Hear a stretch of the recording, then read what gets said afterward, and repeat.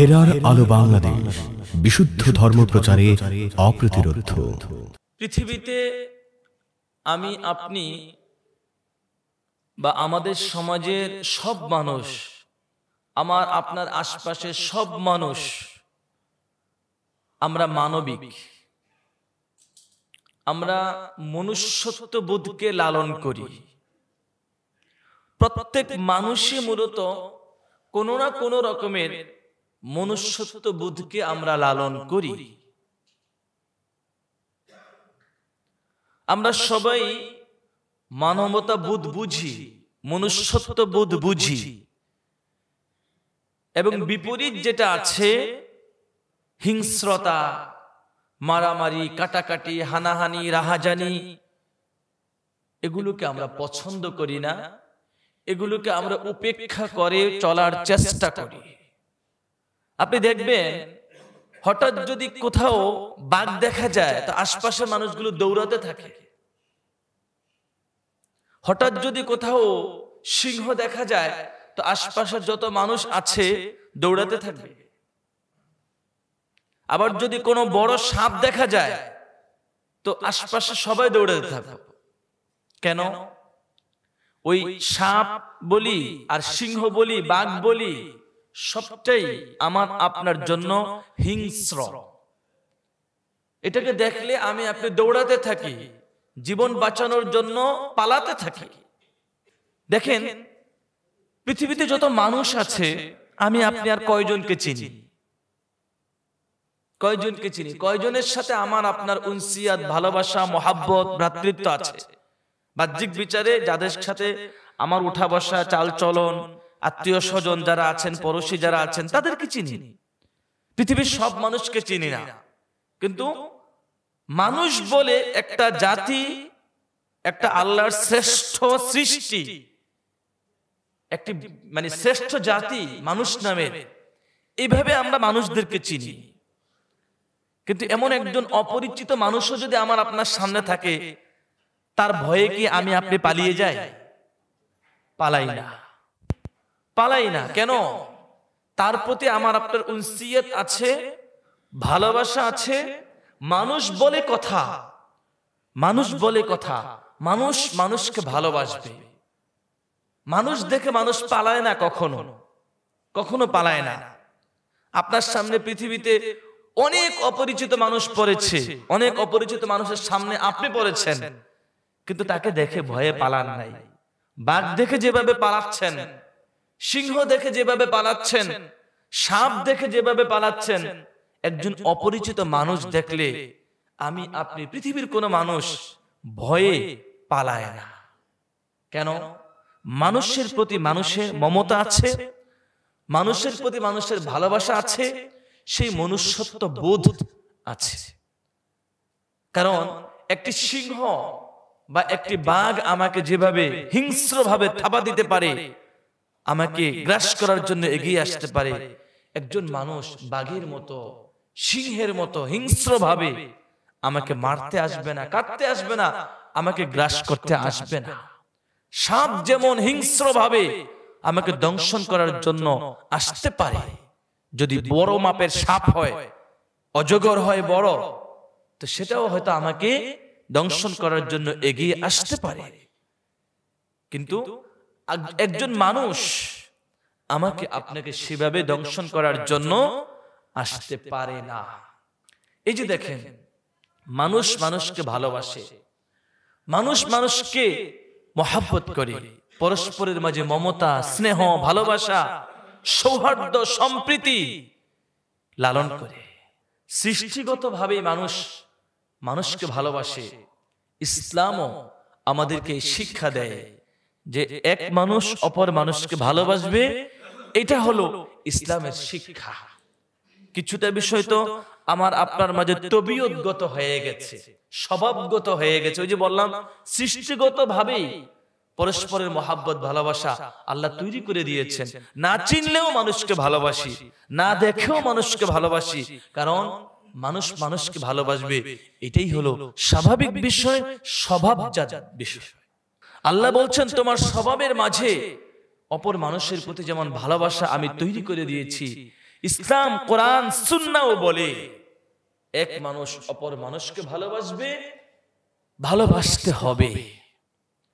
হিংস্র হওয়া যাবে না, পশু হওয়া যাবে না, জীব জানোয়ারের মতো আচরণ করা যাবে না।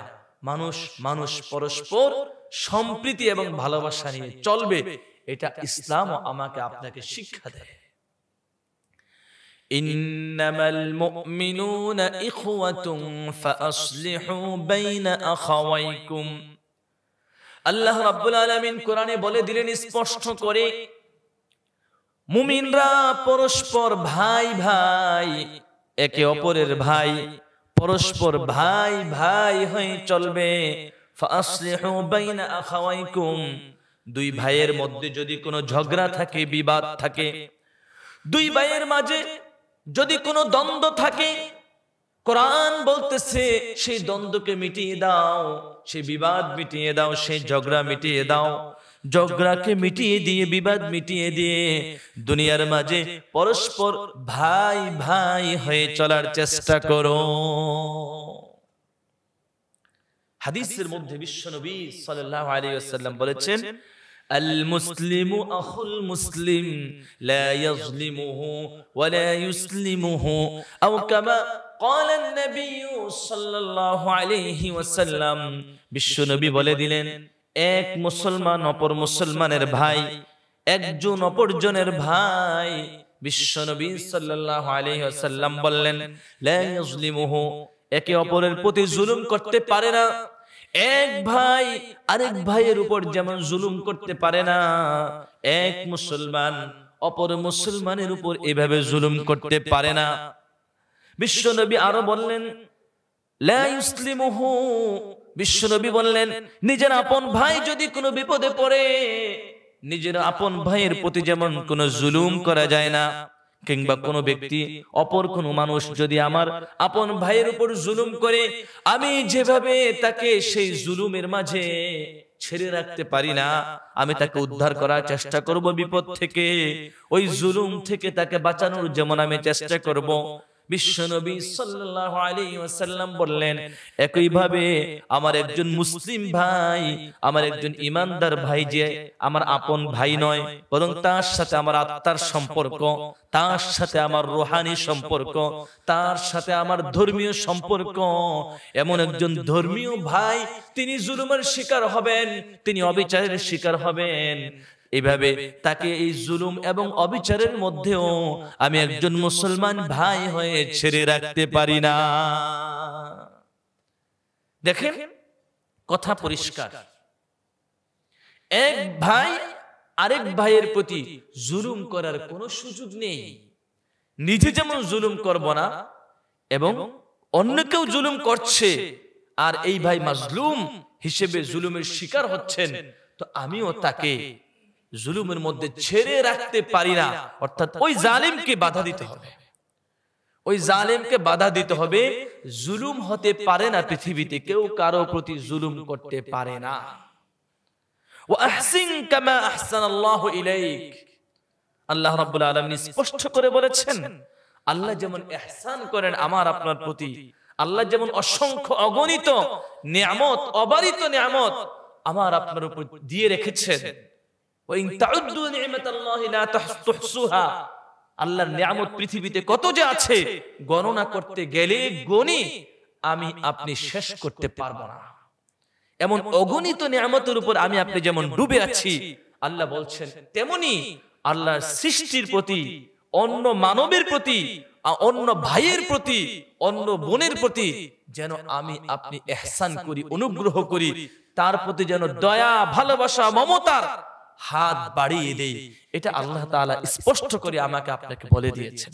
ওয়া তাআওয়ানু আলাল বিররি ওয়াত তাকওয়া, ভালো কাজে পরস্পর সহযোগী হও, ভালো কাজে পরস্পর সহযোগী হও, একে অপরকে সহযোগিতা করো, একে অপরকে যতটা সম্ভব তার প্রতি মমতা পোষণ করো, ভালোবাসা পোষণ করো। ওয়া'বুদুল্লাহা ওয়া লা তুশরিকু বিহি শাইআন وبالوالدين إحسانا وبذي القربى واليتامى والمساكين والجار ذي القربى والجار الجنب والصاحب بالجنب وابن السبيل وما ملكت أيمانكم আল্লাহ রাব্বুল আলামিন কোরআনে কারীমের মধ্যে এই দীর্ঘ আয়াত স্পষ্ট করে বলে দিলেন, আল্লাহর উপাসনা করো, আল্লাহর ইবাদত করো, পৃথিবীতে আল্লাহর সঙ্গে আর কাউকে শরীক করবে না, শিরিক করবে না, শরীক করবে না, শিরিক করবে না। আল্লাহ রাব্বুল আলামিন আরো স্পষ্ট করে বললেন, তোমার বাবা মায়ের প্রতি সদাচরণ করবে, ওয়াবিল ওয়ালিদাইনি ইহসানা ওয়াবিযিল কুরবা ওয়াল ইয়াতামা ওয়াল মাসাকিন, পড়শির প্রতি সদাচরণ করবে, দূরের পড়শি, কাছের পড়শি, আত্মীয়, তাদের প্রতি সদাচরণ করবে। ওয়াবিযিল কুরবা ওয়াল ইয়াতামা, আত্মীয়র প্রতি সদাচরণ করবে। দুস্থ অসহায় মানবতা, তাদের প্রতি সদাচরণ করবে। আল্লাহ রাব্বুল আলামিন আরো স্পষ্ট করে বললেন, ওয়াবনিস সাবিল, মুসাফির, তার প্রতি সদাচরণ করবে।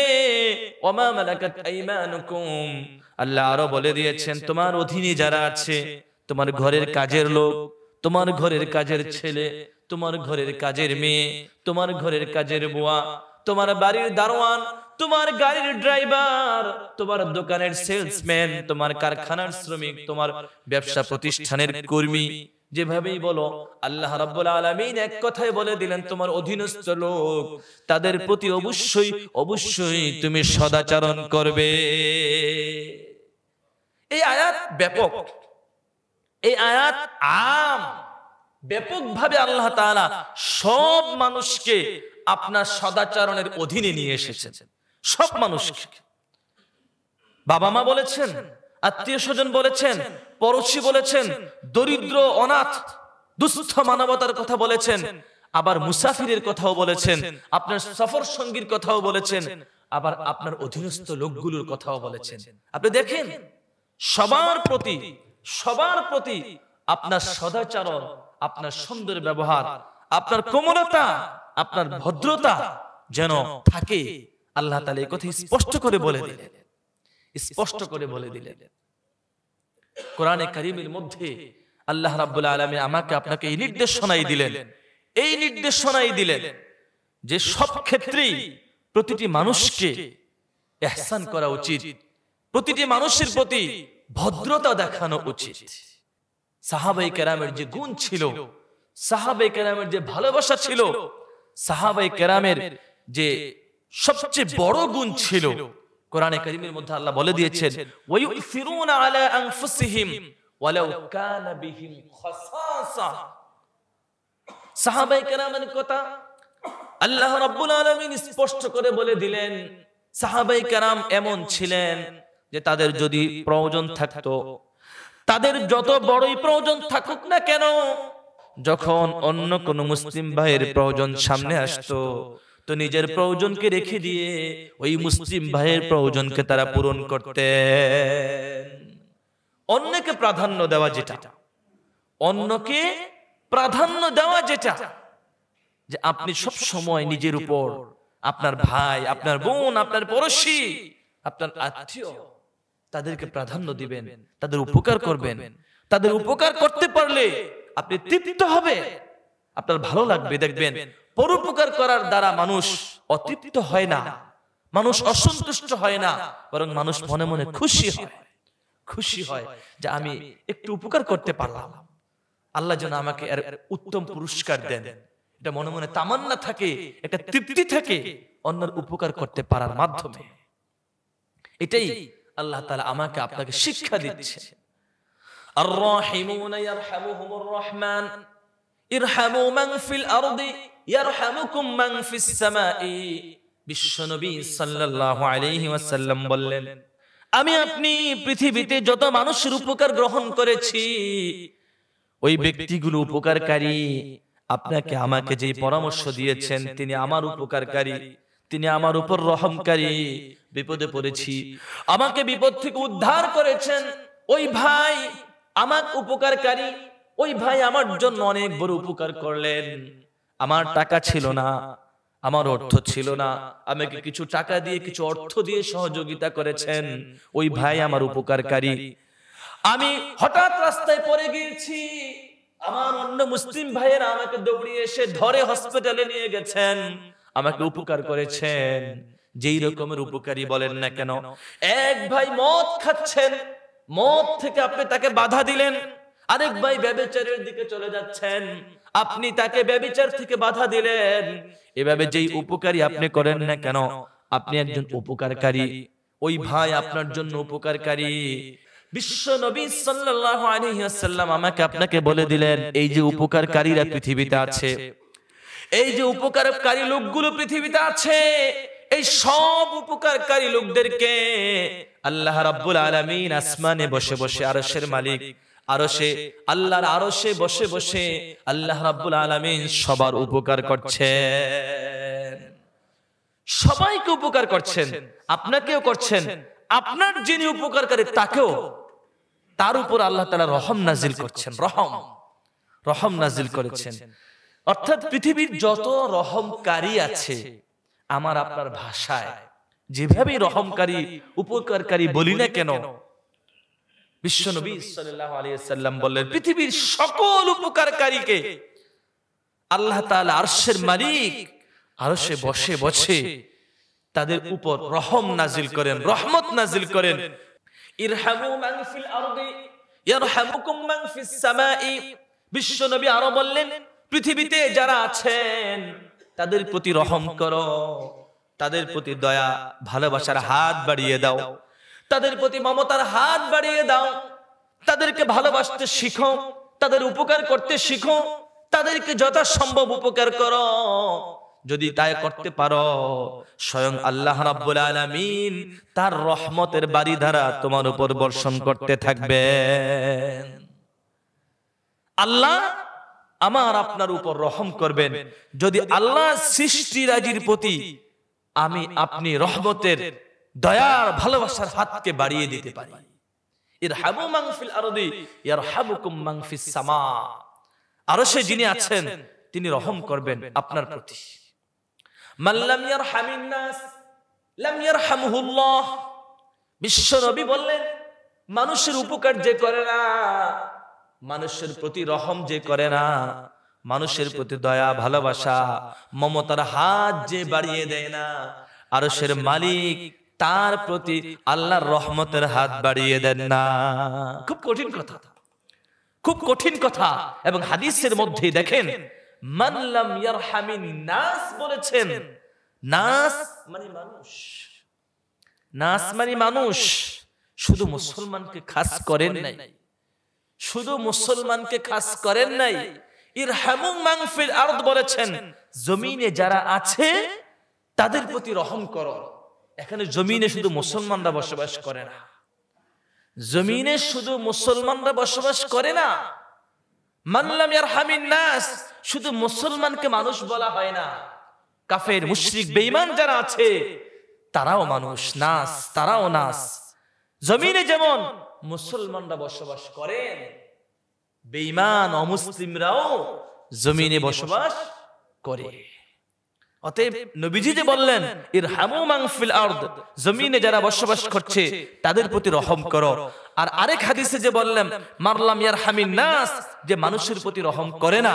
এই দুইটি কথা থেকে আমি আপনি স্পষ্ট যেই মেসেজ পাচ্ছি, স্পষ্টভাবে যে বিষয়টি বুঝতে পারতেছি, সেটা হলো মুসলমানের প্রতি যেমন দয়া ভালোবাসা পোষণ করতে হবে, একইভাবে অমুসলিমের প্রতিও আপনার সর্বোচ্চ ভালোবাসা, সৌহার্দ্য, সম্প্রীতি দেখাতে হবে। ঠিক কিনা ভাই? অমুসলিম আমার আপনার কাছে নিরাপদ না, বুঝেন নাই? তার জান মাল মুসলমানের কাছে একজন অমুসলিমের জান মাল নিরাপদ কিনা? অবশ্যই নিরাপদ। কারণ আমি মুসলিম বলে একজন অমুসলিমকে চাইলেই হত্যা করতে পারবো না, একজন অমুসলিমকে আমি মুসলমান বলে চাইলেই তার বাড়ি ঘর জবরদখল করে নিতে পারবো না।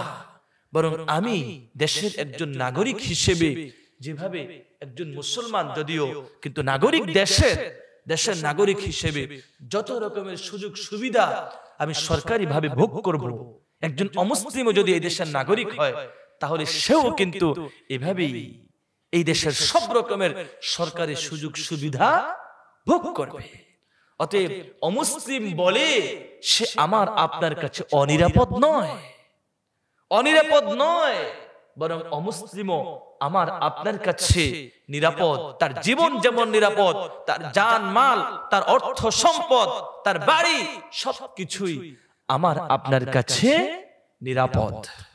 বুখারী মুসলিম শরীফের হাদিস হলো, যদি কেউ অমুসলিমকে অন্যায়ভাবে হত্যা করে তো বিশ্বনবী সাল্লাল্লাহু আলাইহি সাল্লাম বলেছেন, লাম ইয়ারাহ রাইহাতাল জান্নাহ, ওই ব্যক্তি জান্নাতে যাওয়া তো থাক দূরের কথা, সে জান্নাতের সুঘ্রাণটুকু পর্যন্ত পাবে না। খুব কঠিন কথা। দেখেন অমুসলিম আমার আপনার কাছে কতটা নিরাপদ, যে অন্যায়ভাবে যদি কোনো অমুসলিমকে আমি আপনি হত্যা করি তো বিশ্বনবী সাল্লাল্লাহু আলাইহি সাল্লাম বলে দিলেন যে জান্নাতে যাওয়া তো থাক দূরের কথা, জান্নাতের সুঘ্রাণটুকু পাওয়া যাবে না। আর এখানে বললেন আলা মান যালামা মুআহাদান, এই হাদিস আবু দাউদ শরীফের, যদি কোনো অমুসলিম ব্যক্তির উপর কেউ জুলুম করে, তার সম্পদ আত্মসাৎ করে, তার বাড়িঘর জবরদখল করে, তাকে কুণ্ঠাসা করে রাখে, তার উপর নানা রকমের জুলুম অবিচার করতে থাকে, বিশ্বনবী সাল্লাল্লাহু আলাইহি সাল্লাম স্পষ্ট করে বললেন ফাআনা হাজিজুহু ইয়াউমাল কিয়ামাহ, তাহলে মনে রাখবে মুসলিম হওয়া সত্ত্বেও, আমার উম্মত হওয়া সত্ত্বেও কাল হাসরের মাঠে আমি আমার ওই উম্মতের বিপক্ষে, আমার ওই উম্মতের বিরুদ্ধে আমি দাঁড়িয়ে যাব। নাউজুবিল্লাহ। খুব কঠিন কথা, খুব শক্ত কথা। নবীজি যদি আমার আপনার বিপক্ষে হাসরের মাঠে দাঁড়িয়ে যান, আমার আপনার পার পাওয়ার কোনো উপায় থাকবে? থাকবে না। এই জন্য দেখেন, শুধু একজন মুসলিম ভাই বোনের জান মালের নিরাপত্তা আমার আপনার কাছে এতটুকুই নয়, ইসলাম বলে অমুসলিমের জান মালও আমার আপনার কাছে নিরাপদ, পূর্ণাঙ্গ রূপে নিরাপদ। এই জন্য আসলে ইসলাম কখনোই মারামারি, কাটাকাটি, হানাহানি, রাহাজানি এগুলোকে সমর্থন করে না, সমর্থন করে না।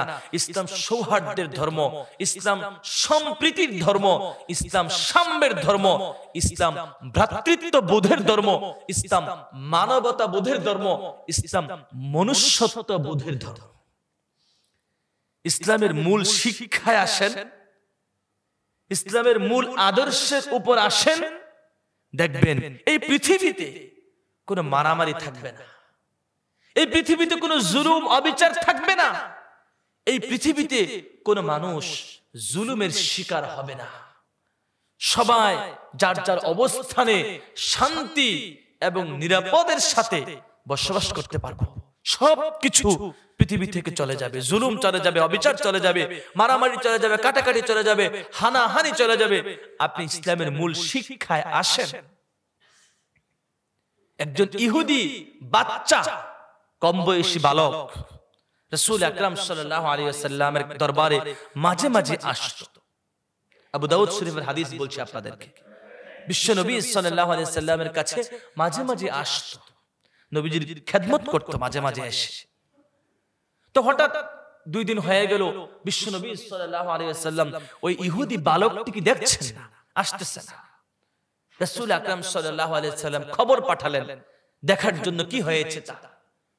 তো রাসূল সাল্লাল্লাহু আলাইহি ওয়াসাল্লামের দূত এসে নবীজি সাল্লাল্লাহু আলাইহি ওয়াসাল্লামকে জানালেন যে ইয়া রাসূলুল্লাহ, বাচ্চাটি তো অসুস্থ।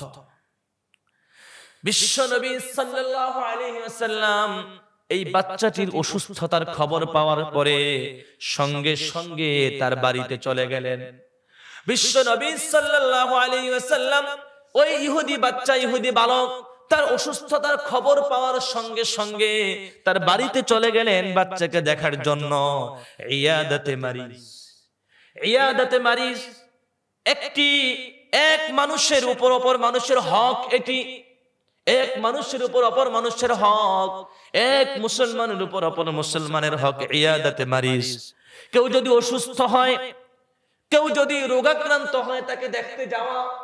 এদিকে এই ইহুদি বালক যদিও সেই ইহুদি নবীজির কাছে মাঝে মাঝে আসতো, বিশ্ব নবী সাল্লাল্লাহু আলাইহি ওয়াসাল্লামের তার প্রতি ভালোবাসা আছে, বিশ্ব নবী সাল্লাল্লাহু আলাইহি ওয়াসাল্লামের তার প্রতি স্নেহ মমতা আছে বলে যখন বাচ্চাটি অসুস্থতার খবর পাইলেন নবীজি সাল্লাল্লাহু আলাইহি ওয়াসাল্লাম সঙ্গে সঙ্গে ওই বাচ্চাকে দেখার জন্য তার বাড়িতে চলে গেলেন। ইহুদি বালক বিশ্ব নবীকে দেখে এত খুশি হলো, এত খুশি হলো, খুশিতে সে কেঁদে ফেললো, কাঁদতে শুরু করে দিল। এদিকে বিশ্ব নবী সাল্লাল্লাহু আলাইহি ওয়াসাল্লাম তার কাছে যাওয়ার কারণে সে কি করবে দিশা পাচ্ছিল না। খুশিতে সে এখনই কালিমা পড়ে মুসলমান হওয়ার জন্য চাচ্ছিল, কিন্তু তার বাবা পাশে দাঁড়িয়ে ছিল। বাবাকে জিজ্ঞাসা করলো, বাবা আমি কি করতে পারি? বিশ্ব নবী চলে এসেছেন, আমি কি বিশ্ব নবীর দাওয়াতে সাড়া দিয়ে আমি কি মুসলমান হয়ে যাব নাকি? তার বাবা সঙ্গে সঙ্গে তাকে অনুমতি দিয়ে দিল, তোমার যদি মন চায় তাহলে তুমি মুসলমান হয়ে যেতে পারো। ওই ইহুদি বালক সঙ্গে সঙ্গে কালিমা পড়ে মুসলমান হয়ে গেল। সুবহানাল্লাহ। দেখেন দেখেন বিশ্বনবী সাল্লাল্লাহু আলাইহি ওয়াসাল্লামের কাছে অমুসলিম তাদেরও জীবনের কতটা নিরাপত্তা ছিল এবং তাদেরকেও নবীজি সাল্লাল্লাহু আলাইহি ওয়াসাল্লাম কিভাবে ভালোবাসতেন। বান্দা প্রশ্ন করবে আল্লাহকে, আল্লাহ দুনিয়াতে তো আমরা আপনাকে দেখিও নাই, আপনি কিভাবে ক্ষুধার্ত ছিলেন আর আমরা আপনাকে খাওয়াই নাই? আপনি কিভাবে দুনিয়াতে অসুস্থ ছিলেন যে আপনাকে সেবা করার জন্য আমরা এগিয়ে আসি নাই? আপনি কিভাবে পিপাসার্ত ছিলেন? আপনি কিভাবে পিপাসার্ত ছিলেন যে আপনার পিপাসা নিবারণের জন্য আমরা এগিয়ে আসি নাই, বুঝি নাই? আল্লাহ কি বলতে চাইছেন? আল্লাহ রাব্বুল আলামিন বলবেন, পৃথিবীতে তো আমি তোমাদের দেখায় আসি নাই, তোমরা আমাকে কেউ দেখতে পাও নাই, কিন্তু দুনিয়াতে আমি আমার বান্দা বান্দীদেরকে তোমার ভাই বোন হিসেবে তোমার জন্য রেখে দিয়েছিলাম। আমার অমুক বান্দা অসুস্থ হয়েছিল, আমার অমুক বান্দি অসুস্থ হয়েছিল, তোমার পড়শি, তোমার ভাই, তোমার আত্মীয়, সে অসুস্থ হয়েছিল, তুমি তাকে দেখতে যাও নাই। যদি তুমি সেদিন তাকে দেখতে যাইতে, যদি তুমি সেদিন তার সেবা করার জন্য এগিয়ে যেতে, আমি আল্লাহ রাব্বুল আলামিন আমার রহমতের হাত আজকে তোমার দিকে বাড়িয়ে দিতাম। আল্লাহ বলবেন, পৃথিবীতে আমার অমুক বান্দা অমুক বান্দি ক্ষুধার্ত ছিল, অর্থ দৈন্য দশায় ছিল, গরিব ছিল, দুস্থ ছিল, তোমার যদি সম্ভব হতো তাহলে তুমি তার দিকে অর্থ দিয়ে খাবার দিয়ে তার দিকে হাত বাড়াতে পারতে, সেটা তুমি করো নাই। তোমার সামর্থ্য ছিল, তুমি করো নাই।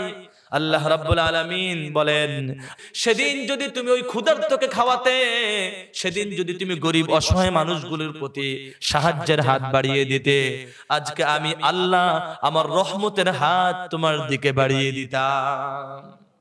আল্লাহ আরো বলবেন, আমার অমুক বান্দা আমার অমুক বান্দি দুনিয়ায় পিপাসার্ত ছিল, তোমার কাছেই বসবাস করত, তোমার পড়শি ছিল, তোমার আত্মীয় ছিল, তোমার ভাই ছিল, তোমার বোন ছিল, সে পিপাসার্ত ছিল, তাকে তুমি পিপাসা নিবারণ করার জন্য পানি দিতে পারতে, খাবার দিতে পারতে, সেটা তুমি করো নাই।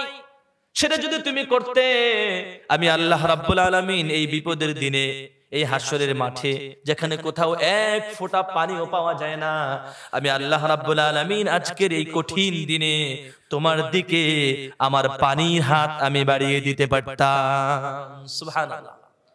দেখেন যে পরোপকার, পরোপকার, পরোপকার অনেক বড় জিনিস, অনেক বড় জিনিস, অনেক বড় গুণ।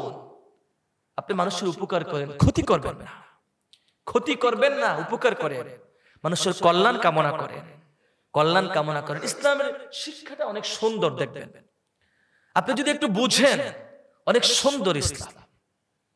আজকে সমাজে কাটাকাটি দেখি, হানাহানি দেখি, রাহাজানি দেখি, জুলুম অবিচার দেখি, অবৈধ সম্পর্ক দেখি। দেখেন সব জায়গায় যদি একটু মানবিক এবং মনুষ্যত্ব বোধের চিন্তা করেন, তাহলে দেখবেন এগুলো কোনোটাই হবে না, কোনোটাই হবে না। অবৈধ সম্পর্ক করছে, একজনের সংসার আরেকজন ভেঙে দিচ্ছে, অবৈধ সম্পর্কের কারণে সন্তান হয়ে যাচ্ছে, সেই সন্তান ডাস্টবিনে ফেলে দিচ্ছে। দেখেন কতটা অমানবিক, কতটা অমানবিক। আর আমি আপনার দলের না বলে, আপনি আমার দলের না বলে আমি আপনাকে মেরে ফেলবো, আপনাকে মেরে ফেলবো, আপনি আমাকে মেরে ফেলবেন। খুব কঠিন কথা, অমানবিক কথা, অমানবিক কথা, পশুত্বের আচরণ। এটা পশুত্বের আচরণ। আপনার কথা আমার কথা মিলে না, আপনার দর্শন আমার দর্শন মিলে না, আপনার দল আর আমার দল এক না, ব্যাস মেরে ফেলতেছি, কেটে ফেলতেছি, হ্যাঁ, বোমা মেরে দিচ্ছি, চাকু মেরে দিচ্ছি, গুলি মেরে দিচ্ছি, ব্যাস শেষ। কোথায় ভাই? কিসের জন্য? দুনিয়ার জন্য? পৃথিবীতে একজন মানুষ দেখান তো, সে দুনিয়ার সম্পদ, অর্থ, তার যে পদ পদবী, এগুলো নিয়ে কবরে যেতে পেরেছে? আছে কোন মানুষ এমন? কি বলেন, আছে? নেই। একেবারে প্রধানমন্ত্রী বলেন, প্রেসিডেন্ট বলেন, আপনার দলের চেয়ারম্যান বলেন, আপনার বস বলেন, যাই বলেন, যে কোনো দেশের প্রেসিডেন্ট বলেন, সারা বিশ্বের শাসক বলেন, এই সমস্ত পদ পদবী আল্লাহর কাছে কোনো মূল্য আছে? এই সমস্ত অর্থ সম্পদের কোনো মূল্য আল্লাহর কাছে আছে? তাহলে কাকে মারছেন? কেন মারছেন? কি অর্জন করার জন্য মারছেন? একটু মানবিক চিন্তা করেন তো। মানবিক চিন্তা করলে, মনুষ্যত্ব বোধের চিন্তা করলে, মানবতা বোধের চিন্তা করলে দেখবেন এগুলো কিছুই থাকবে না সমাজে, কিছুই থাকবে না। বরং আমরা সবাই আল্লাহর বান্দা, সবাই আল্লাহর বান্দি, আমরা সবাই মানুষ, আশরাফুল মাখলুকাত, মানুষ মানুষ হয়ে পরস্পর ভ্রাতৃত্ব, সৌহার্দ্য, পরস্পর ভালোবাসা নিয়ে বাঁচতে চাই, থাকতে চাই। আল্লাহ রাব্বুল আলামিন আমাদের সবাইকে ইসলামের মূল শিক্ষা নিয়ে, ইসলামের মূল আদর্শের উপর এসে যেন আমরা চলতে পারি, জীবন যাপন করতে পারি, সবাইকে আল্লাহ তাআলা তৌফিক দেন। আমিন।